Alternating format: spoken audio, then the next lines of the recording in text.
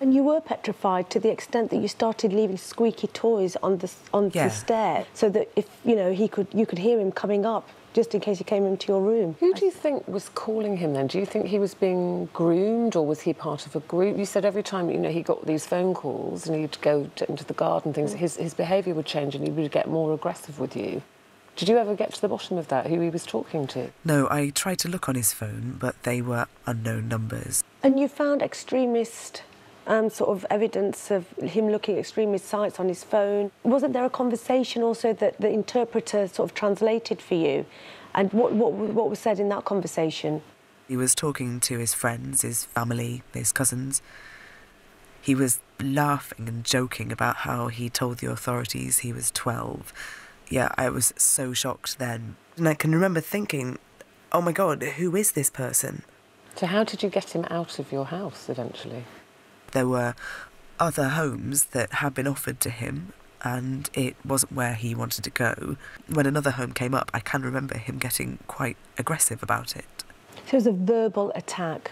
Yeah, he started verbally, and then a member of my family got in between us in fear of me getting hurt, and then pushed them back. He started punching them, and then I ran to get the police. I was just pleading with him to calm down, and I just said, "Why are you doing this?" He was arrested and he was removed from the home. He's made threats to you though, hasn't he, saying, "I know where you live"? He did make threats to us before the police took him, to me and the children. He did say when he was removed, "I'll kill you all, I know where you live." How frightened are you? I'm very frightened since he was removed. I know that he's not being properly watched and he could at any time turn up at my house.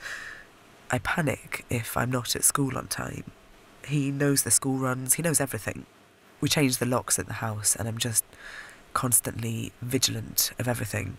It's not that I want to put people off looking after any refugee or asylum seeker.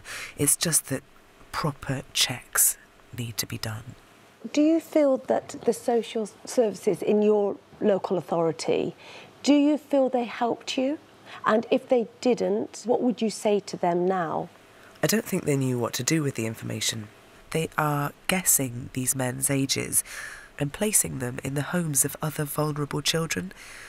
To Theresa May and the government, I would like to say, if you are insisting on allowing these men to come here, then make sure you give proper age assessment checks like in Belgium and stop putting the burden on carers to deal with. Carers like myself and our families are being put at great risk. And if you were asked again to take a refugee from another country, a 12-year-old, what would you say now?